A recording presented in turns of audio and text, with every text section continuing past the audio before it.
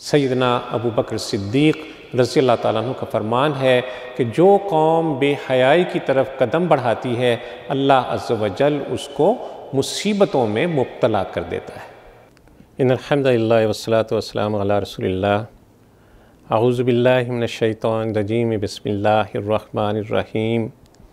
قال اللہ تعالیٰ فی سورۃ المؤمنون والذین هم لفروجہم حافظون۔ فلاح یاب مومنین وہ ہیں جو اپنی شرمگاہوں کی حفاظت کرتے ہیں۔ سورہ مومنون مکی سورہ ہے۔ اتباع رسول صلی اللہ علیہ وسلم کی دعوت اس سورہ کا مرکزی مضمون ہے اور پوری تقریر اسی مضمون کے گرد گھومتی ہے۔ ابتدا میں مومنین کی چند صفات بیان کی گئی ہیں اور فرمایا گیا ہے کہ جن جن مسلمانوں میں یہ صفات پائی جائیں گی وہ دنیا میں بھی اور آخرت میں بھی فلاح کے مستحق ہوں گے۔ آج ہم جس مومنانہ صفت کو زیر مطالعہ لائیں گے وہ شرمگاہ کی حفاظت سے متعلق ہے، یا سادہ لفظوں میں یوں کہیے کہ یہ آیت جو میں نے آپ کے سامنے پیش کی یہ آیت حیا سے متعلق ہے، پاک دامنی سے متعلق ہے۔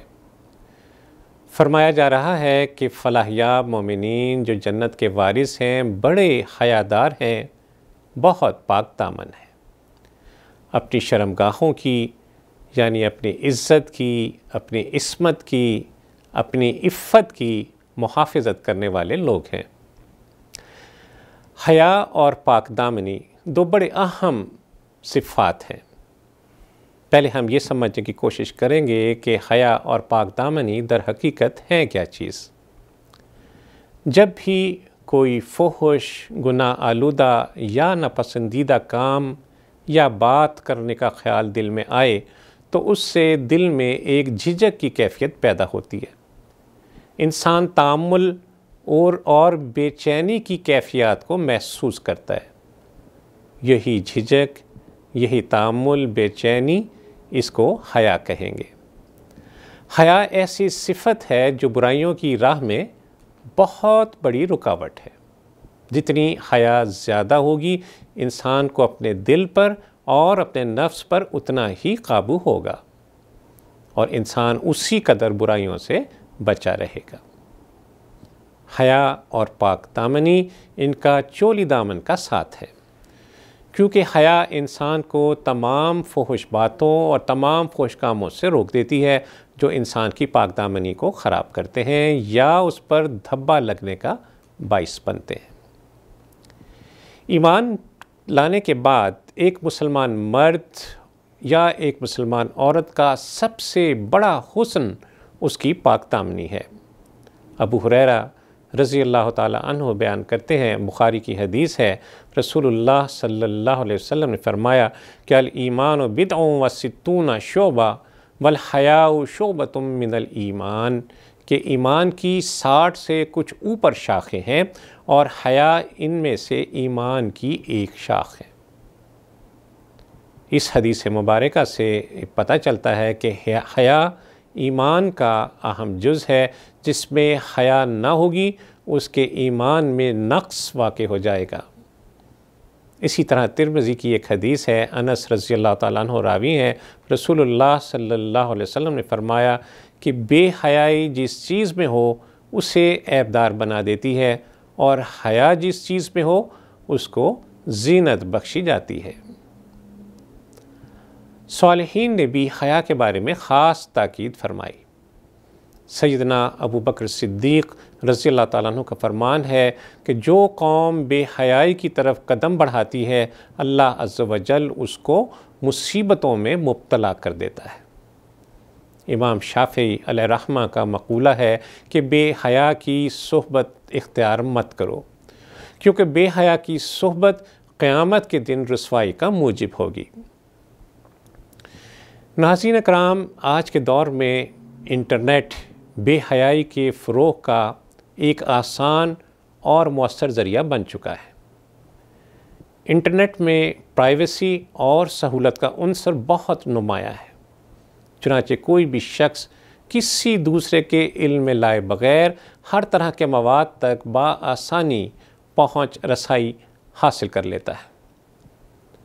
معاشرہ خوف خدا سے خالی اور ایسی سہولت میسر آ جائے تو کون ہوگا جو اس فتنہ عظیم سے بچ سکے گا؟ اس صورتحال کا نتیجہ یہ نکل رہا ہے کہ نئی نسل اخلاقی طور پر دیوالیہ ہوتی چلی جا رہی ہے۔ حیا اور شرم جیسی اہم اقدار کمزور پڑتی چلی جا رہی ہیں۔ فطرت کی پاکیزگی رخصت ہو رہی ہے اور معاشرے میں ذہنی آلودگی بڑھتی چلی جا رہی ہے۔ ناظرین کرام، ہم تنہائی میں ہوں تو بڑے بے فکرے ہو جاتے ہیں کہ ہم جو کچھ کریں کون دیکھ رہا ہے۔ نہ بھولیے اللہ عز و جل کی طرف سے 2 فرشتے ہم پر مامور ہیں جو ہمارے ایک ایک عمل، ایک ایک بات کو لکھ رہے ہیں۔ اللہ عز و جل کا فرمان ہے ام یحسبون انا لا نسمع سرهم ونجواهم، کیا یہ گھمنڈ کیے بیٹھے ہیں کہ ہم ان کی چھپی حرکتیں اور خفیہ باتوں کو نہیں سنتے؟ عز و جل سے دعا ہے کہ وہ ہمیں اپنی ذات کا احساس ہر وقت اور ہر حال میں ہمیں اپنے ساتھ ساتھ رکھنے کی توفیق عطا فرمائے۔ وہ اپنے علم اور اپنی قدرت کی بنا پر ہر جگہ موجود ہے، ہمارے تمام کاموں پر اس کی نظر ہے، اس لیے ہم سے کوئی کام، کوئی بات ایسی نہ ہو جائے جس سے ہمارا رب ہم سے ناراض ہو جائے۔ وصلی اللہ تعالیٰ علی خیر خلقہ محمد وعلی آلہ وصحبہ وسلم۔ اللہم صلی علی سیدنا محمد وعلی آلہ وصحبہ وسلم۔ اللہم صلی علی سیدنا محمد وعلی آلہ وصحبہ